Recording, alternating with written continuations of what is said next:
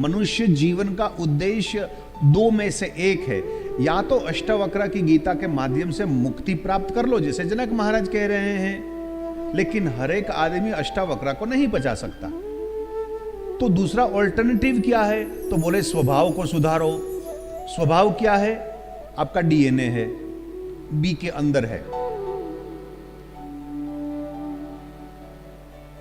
आपका असली परिचय आपका स्वभाव ही है, क्योंकि स्वभाव वही चश्मे हैं जिससे आप ये दुनिया को देखते हो।